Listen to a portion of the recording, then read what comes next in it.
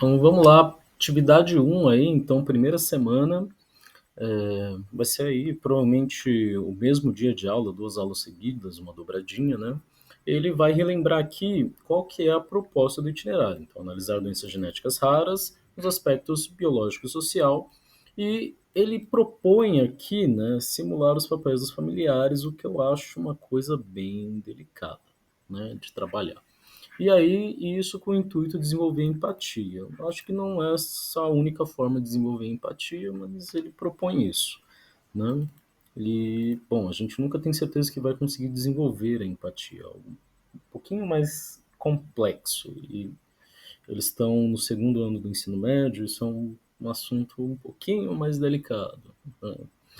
Enfim, e aí ele relembra a parte das práticas aqui, então a proposta é fazer algo mais mão na massa com os alunos, né, e tentar ajudar eles a entender a importância da pesquisa, né, ou seja, da ciência, e das políticas públicas para a qualidade de vida das pessoas. Então é bom trazer coisas que coloquem em foco, né, a política pública, a pesquisa, para poder mostrar isso, né? Mesmo que isso não seja exatamente absorvido de forma direta pelos alunos, mas a gente sempre pode salientar, né?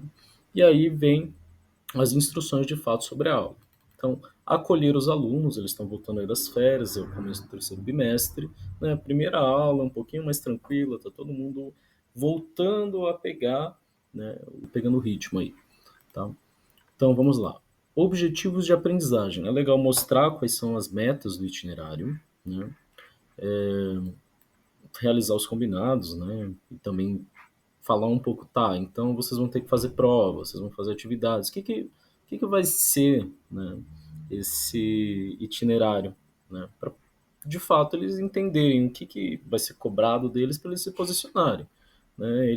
O itinerário está falando aqui no sentido de tipo eles se apropriarem das escolhas, né, entenderem os impactos de suas escolhas na aprendizagem. Então é meio que jogar um pouco a responsabilidade para o aluno, porque o intuito é desenvolver essa tal da autonomia, né, e responsabilidade do aluno. Tá? E aí está falando aqui de rubrica, que é uma ferramenta muito legal, tá? Que é você já ter ali mais ou menos o que você vai avaliar, né? E o que, que você espera e pontuar de acordo com isso. Então, é uma coisa legal, vale a pena correr atrás, né? Aí, entrando na aula de fato, relembrar os conhecimentos prévios, né? Como as doenças genéticas são raras e comuns em questão de vestibular, ele sugere aqui a revisão de conceitos que são importantes através de algumas questões que ele sugere aqui, né? Então, ele seleciona 3 questões que vão falar aí de doenças genéticas raras e trabalhar um pouco com eles na aula. Ele também relembra aqui de novo que não é para ir trabalhar genética, Mendel, tudo bonitinho, como se fosse uma aula regular, porque ele ressalta: o objetivo do itinerário não é ser um aprofundamento que você pegue a FGB e você refaça aquilo ou tenha mais tempo. Não, é para ser um aprofundamento que vai falar sobre um outro assunto, né? Então, isso daqui me causa um pouco de tristeza, porque genética é um assunto já muito complexo, muita gente não entende muito bem genética, e seria interessante ter mais tempo e mais espaço para poder trabalhar isso, um dos assuntos mais difíceis de biologia. Mas é a proposta que acaba sendo outra, né?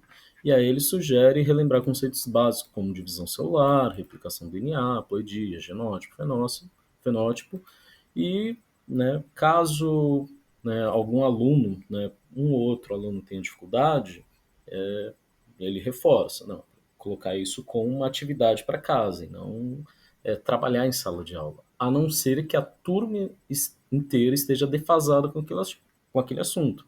Aí não faz sentido avançar, você tem que voltar um pouquinho e trabalhar aquilo, né? Para aí sim tá todo mundo nivelado e conseguir andar, né?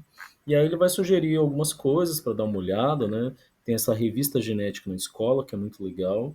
Essa plataforma Muitos Somos Raros é muito legal também. E o portal do Ministério da Saúde, ele também está bem interessante e eu, inclusive, fiz recortes de algumas dessas coisas para trazer. Então, ao final dessa apresentação da semana 1, 2 e 3, eu mostro o que seria a minha proposta de aula, né? E depois, aqui na semana 2 e 3, então são 4 aulas, são 2 semanas que, bom, você não tem muita descrição sobre a atividade, mas o que, que ele sugere, né, é passar aí um vídeo sobre uma pessoa que tem uma doença rara, né, uma característica genética rara, e faz eles pensarem, né? Sugere que eles pensem um pouco sobre os sentimentos, desafios. Aí você pode trabalhar, né? Ah, eu quero que vocês escrevam, eu quero que vocês a gente abra uma roda de conversa. Tem várias possibilidades aqui dentro. E aí ele vai no sentimento da família de novo, né? E por fim, né, ele sugere isso aqui de pesquisar algumas doenças, né? E ele já dá esse termo aqui, monogênicas. Já trago esse termo de novo, né? Então, esse termo provavelmente vai ter que ser explicado, né? E a gente já pode dar umas cutucadas nos alunos, já é a segunda, terceira aula, né? A terceira semana, na verdade, para fazer eles pensarem, né? Poxa, como é que eu não conheço essa palavra, de repente eu não tenho como acessar, será que eu consigo desmembrar essa palavra e entender o que que ela significa, né? E aí eles sugerem então essa tabela para eles completarem e, e aí vai, né? Então, qual que é a minha proposta de aula se eu fosse trabalhar com isso, né? Então temos aqui, ó, características adquiridas ou hereditárias, faria a minha capinha, mostraria aqui a primeira semana e vamos lá. Referências que podem ser úteis para os alunos, né? Temos esses sites, né? A revista Genética na Escola é muito legal, eu ressalto isso, né? E vamos lá, então apresentando a disciplina, quais são os objetivos? Já estava lá no nosso caderninho, né? Analisar as doenças genéticas a partir dos aspectos biológicos e sociais, desenvolver empatia, mobilizar conhecimentos de ciências biológicas, saúde e outros, né? A gente perpassa por essas coisas. Reconhecer a importância de pesquisas e políticas públicas para a qualidade de vida das pessoas e como fazer minha composição de notas. Então, os itinerários eles geralmente trazem o diário de bordo e eu gosto de trabalhar eles porque é uma forma de estimular a escrita dos alunos, né? E 60% é atividades em sala de aula. Lembrando que o itinerário ele não foca em prova, ele foca em atividade. Então não é para ser aquele ensino que é prova, prova, prova, não. É para ser uma coisa mais participativa, nem ser tanto a pressão da prova, mas levar em consideração outras competências do aluno, né? Afinal de contas, como é que você mede empatia numa prova, né? Se esse é um dos objetivos a serem alcançados aqui, né? Tudo bem? E eu acho legal separar como é que vai funcionar os bimestres e essa história de semanas aí. Eu entendo que é mais fácil de organizar por semanas, né? Se você for lendo o itinerário e aplicando as aulas, fica mais fácil separar assim. Então, terceiro bimestre, semana 1 a 10, quarto bimestre, semana 11 a 20, né? E em relação a glossário, por que que eu cobro o glossário? Por que que eu coloco como mais um ponto na média? Porque eu deixo ele como opcional, né? E também porque com o glossário, né, eu já tive essa experiência várias vezes, os alunos acham chato, não querem fazer, então deixo opcional, né? Mas ele é interessante porque eu consigo trabalhar alfabetização científica. Então, à medida que eles forem conhecendo essas palavras novas, eles têm que utilizar as próprias palavras, então reflexão, né? Ou pelo menos que eles corram atrás daquela palavra para descrever o que, que ela significa, né? Então, uma forma legal de colocar eles para colocar a mão na massa, escrever, que é um ato muito importante da aprendizagem, para aprender um pouco sobre algumas palavras na ciência, né? E às vezes curiosidade, então e atenção. Então o aluno está olhando a própria aula e às vezes ele para e pergunta, professor, o que que significa essa palavra? Você falou uma palavra diferente, né? E eu também não foco tanto só na ciência, eu deixo um pouquinho mais aberto para eles, né, perguntarem palavras que eles de fato não conhecem, né? E aí eles ficam atentos à aula, né, eles pesquisam, às vezes eles vão lá e contrapõem, não, achei no Google desse jeito. E aí eu tenho que contrapor. Não, calma. Essa palavra pode ser usada em diferentes contextos, né? Então, é legal você trazer essa parte da língua também, porque causa umas discussões interessantes, tá? E aí, vamos lá. Eu troquei aqui. Então, dá para a gente começar a aula, né, já perguntando qual que vai ser a expectativa deles em relação à disciplina, se eles entendem quais são os termos dessa disciplina. Então, o que que é uma característica, por exemplo, né? E já vai começando o glossário. O que é uma característica, né? Aí eles vão ter um pouquinho de dificuldade para explicar, às vezes, ou até vergonha, né? Mas tá, é algo característico, né? Vão dar alguns sinônimos. Então tá, vamos pensar aí que é algo que é visível, é algo que é daquilo, né? É algo que é perceptível, né? O que que é hereditário? Eles vão lembrar de herança, ou às vezes vão ter dificuldade, né? Mas ir descrevendo o que que é cada palavra. Então, hereditário, é aquilo que passa dos pais para os filhos, né? O que que é adquirido? Né? É uma coisa que você consegue, né? Então, porque existem características que são hereditárias e características que são adquiridas, né? Dá para ir discutindo, né, com essas palavrinhas. Então, tem algumas características que a gente não escolhe, né? Elas já vêm dos nossos pais. Agora, outras características, elas podem ser adquiridas ao longo da nossa vida, né? Então, um exemplo que não conversa tanto com a proposta do itinerário, mas deveria, né? A gente pode pensar no câncer, né? O câncer é uma característica que é adquirida, né? Então, você, ao longo da sua vida, vai sofrendo mutações genéticas que favorecem o surgimento de um câncer, né? Ou por exemplo, a gente pode pensar em miopia e tem várias outras questões aí mais associadas com a idade do indivíduo, né? Vale a pena relembrar a genética, né? O que que é genética? O que que é gene, né? O que que é doença, né? Então, relembrar esses conceitos é legal porque já preenche o glossário, né? Já é um estímulo, você já dá um monte de palavras para eles já quase completarem aquele um pontinho a mais na média, né? Essa é a minha proposta. Mas também já faz eles pensarem um pouco, dar umas cutucadas. Eu sou um pouco chatinho com isso, é a minha forma de dar a aula, né? E aí eu já começo, né? O que que é uma doença rara, né? Que caracteriza uma doença rara. Porque, no fim, esse itinerário ele vai falar muito sobre doença, né? Apesar dele ter esse termo características, né, como uma forma meio neutra de falar sobre, né, o amplo, ele vai cair muito nisso de doença mesmo, né? E aí eu gosto de falar do conceito de saúde, de acordo com a OMS, né? Então, você pode perguntar, o que que é saúde, né? E aí, a saúde não está doente, né? Mas saúde é o bem-estar biopsicossocial de acordo com a OMS. Então, o biológico, ele é muito intrínseco, né? A gente aprende ao longo da nossa vida, a pessoa está doente, ela biologicamente está mal, ela está de cama, ela está com febre, ela está tossindo, está indisposta, né? Então, isso é o mais comum das pessoas responderem. Pós-pandemia, o psico ficou muito evidente, né? Então, burnout, ansiedade, depressão são temas que emergiram e estão sendo muito falados, né? Agora, o social, ele ainda está engatinhando, né?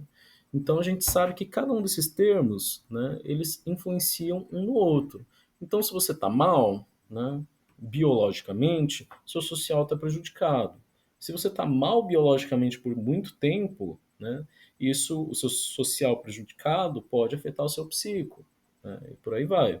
Ou se o seu social está mal, né, se você tem muita dificuldade de interagir com outras pessoas, isso pode afetar o seu psico e, eventualmente, afetar o seu biológico, né? Então, não é comum pessoas que estejam com uma saúde psicológica um pouco debilitada tenham manifestações biológicas, como mal-estar, pode ter, por exemplo, um muito interessante é a queda do sistema imune, né? O sistema imune fica mais fraco, tá? E aí, bom, você tem várias decorrências a partir disso. Então, é um trio que ele está muito intimamente ligado. A OMS já sacou isso já faz alguns anos. Só a gente que ainda não sacou que o social é muito importante. Nós somos seres sociais, né? E aí, bom, se a gente for consultar o material, a gente tem a rarinha, né? Então, se a gente for olhar o Ministério da Saúde, essa daqui é o mascote do teste do pezinho. Então a gente tem o Zé Gotinha como mascote da gotinha e a gente tem a rarinha como mascote do teste do pezinho. E aqui já é legal a gente puxar duas coisas, né? A importância do teste do pezinho, né? Quando a gente pensa em saúde pública, né? Então, para que faz o teste do pezinho? Então é para isso, para doenças raras, né? E dá para a gente lembrar disso aqui, ó, educomunicação. Quem já ouviu falar sobre educomunicação, né? Então, existe uma área, quando a gente fala de educação, que é a educomunicação, que ela já vai trabalhar mais com mídia, ela é uma outra área que é muito interessante quando a gente fala sobre educação, né? E aí, às vezes, é um momento para você dar aquele toque para aquele aluno que talvez tenha um pezinho na educação para, de repente, pensar. É uma área que está emergindo, é uma área muito interessante, e eu sou da linha de que a mídia ela é muito mais forte, muito mais potente na educação do que o próprio ensino formal, né? E aí, bom, eles trazem outro dado interessante que às vezes a pessoa consulta até 10 médicos de diferentes especialidades para conseguir chegar num diagnóstico, saber o que ela tem como doença, né? Porque a doença dela é rara. Às vezes o médico desconhece aquela doença, né? Porque você vai trabalhar durante a sua formação com coisas que são mais corriqueiras. Você tem que ser forte naquilo que é frequente e não naquilo que é raro, né? Geralmente quem vai trabalhar com coisas raras são pessoas que escolhem isso como uma especialização. Porque se a gente for olhar as pessoas que são afetadas, né, são 65 indivíduos para cada 100 mil pessoas, ou seja, né, 0,65% da população, não chega a 1%, é uma quantidade muito pequena, se a gente pensa em porcentagem, mas é uma quantidade muito grande se a gente estiver pensando num país, né? E aí, por que estudar, né? Então, se você olhar o Somos Muito Raros, ele tem vários dados legais que dá para trazer, né? Ele fala aqui do... Putz, eu odeio traduzir em tempo real. Vamos lá.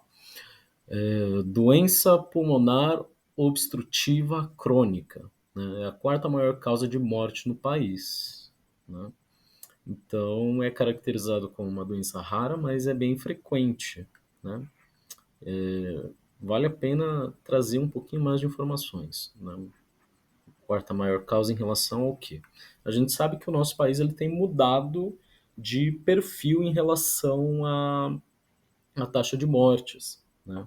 Então, em saúde, né, o segundo ano do ensino médio deveria estar tendo alguma coisa relacionada com saúde no terceiro bimestre, ou talvez no quarto bimestre, que vai falar um pouco sobre vacinação, que vai falar um pouco sobre pirâmide demográfica em relação à taxa de doenças e por aí vai. E aí o que a gente tem é que o nosso país está mudando de perfil.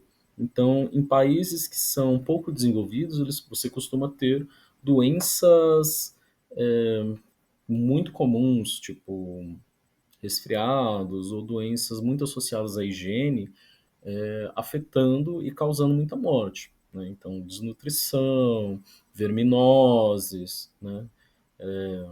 Doenças que em tese já foram erradicadas, né? Ainda constam com muita frequência. E agora a gente está mudando, então tem muita morte por câncer, muita morte por ataque cardíaco, a gente está mudando o nosso perfil de taxa de morte para algo mais parecido com países desenvolvidos, né? Por isso, emergente. Então, enfim, é legal fazer essa conversinha, dessa cutucada com os alunos, e aí eles trazem ainda outras informações. Então, são 7.000 doenças raras. Como é que a gente estuda 7.000 doenças? Às vezes a gente tem dificuldade de dominar umas 20, quem dirá 7.000. Então, não tem como você achar um profissional que saiba todas, né? Então, é simplesmente impossível, né? E aí você tem estimativas de que 13 milhões de brasileiros, ou seja, 6% da população, vivem com essas enfermidades. Então, se eu for pensar numa escola, tem pelo menos 300 alunos, né? Uma escola um pouquinho maior. 300 alunos. Se eu pensar em 6% da população, eu teria 18 alunos com alguma doença rara, às vezes sem saber que tem uma doença rara. Então, é interessante, né, você trazer essa discussão. Tá? E se a gente for pensar nas famílias desses alunos, esse número cresce bastante também. Tá? Isso só olhando o dado bruto. Né? Enfim, para 95% não há tratamento, né? Então muitas pessoas realmente não têm acesso porque é uma doença rara. Às vezes você não tem investimento para desenvolver alguma coisa para trabalhar com aquilo. Né? Então é uma situação que é um pouco complicada, a gente volta no desenvolvimento de empatia, né? E muitas vezes as pessoas são diagnosticadas tardiamente. Então, apesar do teste do pezinho resolver muita coisa, algumas doenças é só com teste genético mesmo. E aí a gente vai pensar, putz, quem sabe quando tem que fazer teste genético, né? Então, sobre a acessibilidade do conhecimento, dá para discutir bastante coisa aqui, tá? E aí, em média, 75% dos casos ocorrem em crianças e jovens. E tá aí o legal de trazer para o ensino médio essa discussão, né? Que são as pessoas que acabam mais sofrendo, né? Que acabam aí tendo as primeiras manifestações de suas doenças. Né? E aí, bom, você dá uma olhada lá, né? Se eu não me engano, esse dado aqui é do Ministério da Saúde também, tem algumas subdivisões, né? Que são as de origem genética e as de origem não genética. Então, tem as anomalias congênitas, de manifestação tardia, de deficiência intelectual, sim, ainda se está se usando esse termo, e erros inatos do metabolismo. Isso daqui provavelmente está mais associado àquilo que é de taxa metabólica, que é a produção em excesso de alguma coisa, ou a falta de produção de alguma coisa. Né? Agora, a anomalia congênita é mais as malformações, né? Então, não desenvolveu o suficiente, né? Por exemplo. E aí, em relação às não genéticas, tem as infecciosas, inflamatórias, autoimune entra aqui. Né? E aí, de doença autoimune, existem várias coisas. Né? E aí tem uma outra classificação que são as não classificadas. Tá? Então, se a gente fosse apresentar, né, o quadro de grandes doenças, né, a gente teria essas quatro, seis ordens aqui. Né? Então, as anomalias congênitas relacionadas à intelectualidade, erros do metabolismo, infecciosas, inflamatórias e autoimunes. Né? Tem a caderneta do raro também no Ministério da Saúde, que ela é bem legal. Né? E existe o Universus, que é uma proposta aí educativa, mas é mais para os profissionais da saúde que já trabalham um pouco aí algumas doenças, né? E aqui são alguns exemplos. Né? Serviço de referência e serviço de atenção especializada. Então, quando a gente fala aí de serviço de atenção especializada, é possível achar pelo Conect SUS, né? Você vai lá em doenças raras e, bom, na minha região achei apenas o ambulatório de especialidade da FUABC, tá? Então, é uma forma aí de você encontrar referências que possam ajudar. Né? Então, indo para as questões que são sugeridas, é legal a gente relembrar alguns conceitos que já servem aí tanto para a próxima semana quanto para um glossário. Né? Então vamos lá, doença de Gaucher, autossômica recessiva. Vale a pena lembrar para eles o que é autossômico e o que é recessivo. Né? Então, autossômico se refere aos cromossomos que são comuns entre homens e mulheres. Né? Então, é tudo menos os cromossomos sexuais. Tá? E recessivo é aquele que precisa de duas cópias para você manifestar aquela característica. Né? O vulgo azinho azinho. Né? Afeta o metabolismo dos lipídios. Né? O afetado, se não tratado, tem aumento do fígado e do baço, anemia, diminuição de plaquetas, de glóbulos brancos, desgaste ósseo, fadiga, cansaço e atraso do crescimento. É correto afirmar que um paciente com essa doença transmite o gene defeituoso para, né? E aí, bom, temos as questões. Seus filhos homens apenas, suas filhas mulheres apenas, né? Isso aí tem aquela pegadinha do ligado aos cromossomos sexuais, né? 25% de sua descendência, 50% de sua descendência e 100% de sua descendência. Se ele é autossômico recessivo, né, a gente já pode excluir questões que sejam associadas ao sexo, né, como só homens ou só mulheres, né? E se ele é recessivo, eu sei que ele é azinho, ou seja, ele só consegue passar azinho para os filhos dele, né? Ou seja, ele vai passar esse azinho. E aí a pergunta é correto afirmar que um paciente com essa doença transmite o gene defeituoso? Sim, ele transmite. Com 100% de certeza ele vai transmitir esse gene para os filhos. E eles provavelmente, como é uma doença rara, né, vão ser heterozigotos para essa doença, né? Eles vão ser aquele azão, azinho, né? Aí vamos lá. Segunda questão. Hemofilia é uma doença hereditária recessiva ligada ao cromossomo sexual X, presente em, então, ó, cromossomo sexual, presente em todos os grupos étnicos, em todas as regiões geográficas do mundo, né? Caracteriza-se por um defeito na coagulação sanguínea, manifestando-se através de sangramentos espontâneos que vão de simples manchas roxas até hemorragias abundantes. Com base no enunciado e nos conhecimentos sobre o tema, é, é correto afirmar que casamento consanguíneo diminui a probabilidade de nascimento de mulheres hemofílicas. Casamento consanguíneo, não, que palavra legal para o glossário, né? Consanguíneo é de pessoas do mesmo sangue, parentes próximos, né? Pode ser com primo, né? Com gente aí com alguns graus de proximidade, o que facilita da pessoa ter esse gene ligado à hemofilia, o que faz com que a probabilidade de você ter uma filha hemofílica seja maior. E, portanto, a resposta é não, né? B. Pais saudáveis de filhos que apresentam hemofilia são heterozigotos. Não necessariamente, tá? Porque se ele é ligado ao cromossomo X, o homem sempre manifesta a hemofilia, né? Porque ele só tem um X. Se ele tiver um X saudável, beleza? Ele não tem a característica. Se ele tiver um X com o gene para a hemofilia, né, o alelo para a hemofilia, ele vai manifestar. Então, uma filha, né, com hemofilia tem um pai com hemofilia, né? A hemofilia ocorre com a mesma frequência entre homens e mulheres? Não. Quando a mulher tem apenas um alelo para hemofilia, ela não manifesta hemofilia, ela precisa ter dois, tá? Precisa ser homozigoto, né? Então a resposta é não. Homens costumam ter mais hemofilia que mulheres, né? As crianças do sexo masculino herdam o gene da hemofilia do seu pai? Sim. Não, falso, porque o X sempre vem da mãe, né? No caso dos meninos. E o Y vem do pai.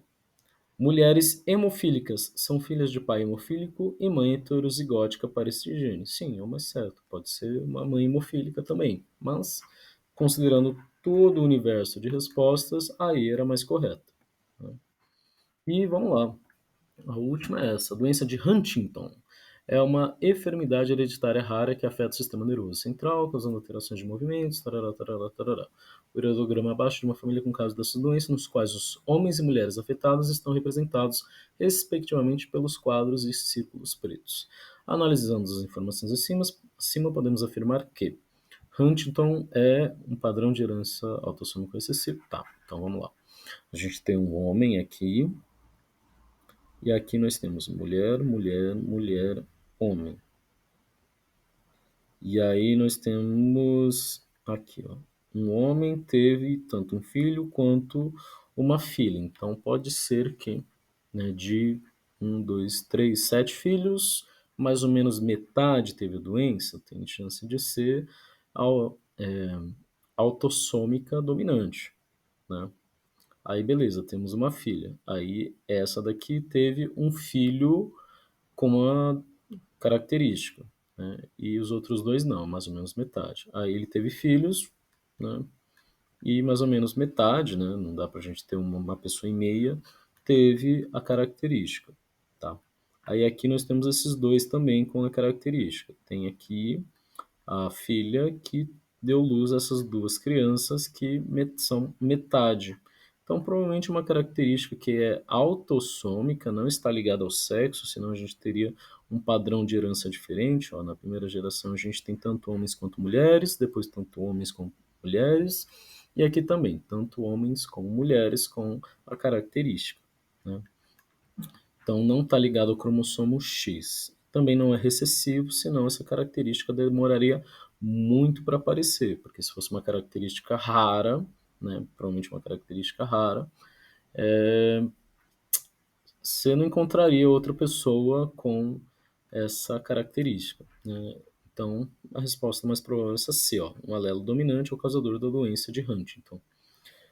Genótipos só para a gente confirmar, homozigotos dominantes para... Não, os indivíduos não afetados pela doença de Huntington são heterozigotos para o genótipo da cefalea. Não, porque ela é dominante. Então, é de fato a C. E esse seria o final da primeira aula, né? Bem atrás da informação. E aí ele sugere fazer um trabalho de empatia, com que eles se coloquem na situação dos familiares, mas eu acho que a gente pode trabalhar isso um pouco diferente, né? Então aqui eu peguei nossa, eu ainda não decorei o nome, fibrose cística, né? E eu fui lá na Sociedade Brasileira de Pneumologia, né? O que é esse termo, mas enfim. Pessoas afetadas não passavam dos 15 anos a 30 anos, né? Ou seja, antes dos anos 2000, né? O que mudou nesse meio tempo? Né? A gente mudou bastante coisa, né? A gente ampliou a saúde, a gente conseguiu dar mais saúde para as pessoas, e aqui eu estou pensando só nesse grupo, né? E quantas outras doenças não ficaram sem assistência ou ainda estão sem assistência, né? Algumas precisam de remédios que são muito caros, né? Inflamações respiratórias frequentes, né? É o caso de uma pessoa que vive com é, fibrose cística, né? Aumento do risco de cirrose é uma das condições que uma pessoa com fibrose cística está sujeita. Quer dizer, toda a vida dela está condicionada àquela característica. Então, essa pessoa ela precisa mudar algumas coisas na rotina da vida dela em relação às médias das outras pessoas, né? Que afetam, né? Afetam a autoestima, afetam rotina, né? São outras preocupações, né? Hemofilia, né? Eu vou puxar aí para as mulheres. O parto ele precisa ser acompanhado, precisa de um tratamento especial, né? Quando a gente pensa na menstruação, a menstruação ela pode durar mais tempo, pode ser mais intensa, pode causar anemia. Ter anemia todos os meses afeta a sua disposição, afeta seu desempenho no trabalho, às vezes não consegue ir para a escola, né? Existe o tratamento, mas é uma condição a qual a pessoa está sujeita, né? Anemia falciforme, por exemplo, nós temos uma pessoa que vive com dores, com inchaços, com infecções, úlceras, pode levar a distúrbio na visão, pode levar à falta de ar, porque os glóbulos vermelhos eles interrompem a passagem do sangue, né? Isso faz com que acumule líquido naquela região, então que não chegue tanto oxigênio quanto precisava em certos lugares. Isso manifesta determinados sintomas, né? Vale a pena contar um pouco a história da anemia falciforme, né? Porque a anemia falciforme ela tem como origem a África, que é uma região, não toda a África, né? Mas é uma região que você tem a malária. Então, a anemia falciforme ela é recessiva, ela precisa de dois alelos para poder manifestar, né? Só que pessoas que elas são heterozigotas ou heterozigóticas para a anemia falciforme, elas têm uma proteção biológica para a malária. Elas não sofrem com malária, né? O parasita, quando ele entra na célula, a célula se desfaz, basicamente, e o parasita ele não consegue fazer seu ciclo. A pessoa tem basicamente imunidade à malária, né? Ao preço de existirem pessoas com anemia falciforme que Bom, vamos levar em consideração. Aí a gente tem que conversar um pouco de evolução, né? Mas aparentemente foi uma característica importante para a sobrevivência dessas pessoas nessa região, né? Eu acho que eu ainda consigo completar porque eu tenho uma experiência pessoal, que eu tenho um colega que ele foi diagnosticado com esclerose, né? Então, eu estava presente quando ele teve a primeira crise, então lá com 24, 25 anos, ele teve uma certa paralisia de um lado do rosto. O primeiro medo dele foi, né, algum AVC. E, bom, ele foi no médico, na semana seguinte ele teve de novo, né? E o médico achou, pode ser esclerose ou pode ser falta de vitamina B12. Então ainda demorou um tempo para diagnosticar e a família dele ficou super preocupada, né? Mesmo depois que ele arranjou o remédio, né? Inclusive é um remédio de alto custo, então se não fosse o SUS, ele também ia ter muita dificuldade para conseguir tratar esse remédio, né? A doença dele é aquela do Stephen Hawking, né? Eventualmente ele poderia chegar àquela situação, isso se ele não tivesse alguma coisa pior, né? Se tivesse algum ataque que pudesse causar a falência dele no meio do caminho, né? Então surgiram remédios para tratar esse tipo de doença, né? E também é interessante que o SUS ele consegue ajudar com, porque algumas coisas são de alto custo, né? Uma coisa que a gente viu lá é que existem essas doenças que são chamadas de doenças não, remédios que são chamados de órfãos, né? Que são remédios que você não tem muito incentivo econômico para produzir eles, porque eles ou servem para coisas muito raras, né, que não tem tanto interesse para a população como um todo. E beleza, né? E aí nós temos também a possibilidade de não ficar só no, vamos ficar pensando em quais são as dificuldades.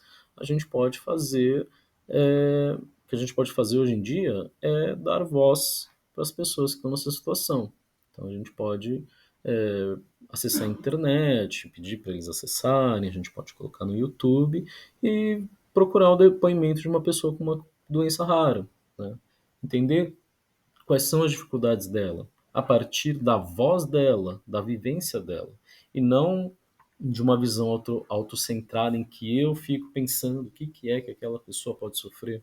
Às vezes, mencionando aqui, uma quantidade muito pequena, é uma representação pequena do que o que a pessoa de fato sente, né?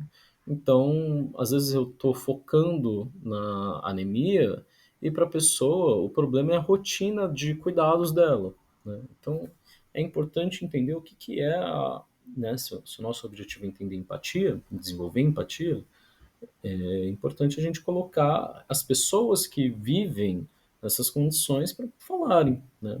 E aí nós temos um pouco a discussão da importância da rede social, né?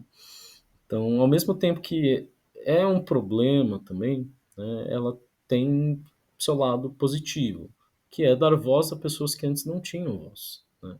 Então, se a gente for olhar historicamente, a gente sempre está olhando para a média das pessoas, né? Então, um tal de cidadão normal, né? Mas e todas as pessoas que não são esse cidadão normal são deixadas de lado, né? Aí, com o surgimento das redes sociais, você tem o crescimento da pauta indígena, né? A possibilidade das pessoas contarem suas próprias histórias e isso se tornar aberto para as pessoas conhecerem o que é aquela realidade, por exemplo, né? Então, tem uma discussão interessante. E, e aí a gente foge um pouco da visão autocentrada, de uma visão médica, uma visão científica, em que eu trabalho de forma neutra e distante das coisas, porque o cientista, ele muitas vezes acaba estudando as coisas como objeto, né? A gente acaba não se envolvendo emocionalmente, né?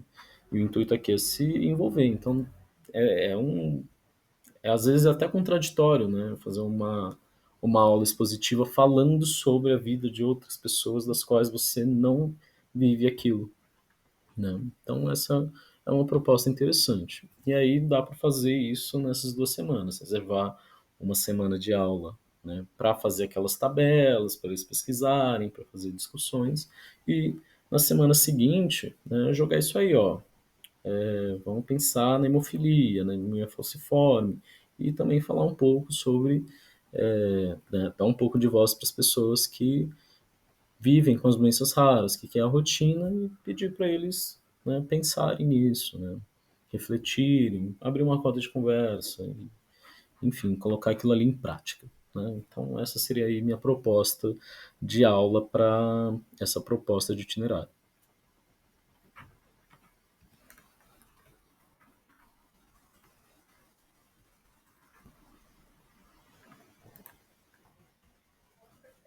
E aí, semana 2 e 3, né? E aí, na semana 2 e 3 ele vai oferecer essa tabela e falar para eles pesquisarem o que é essa doença monogênica.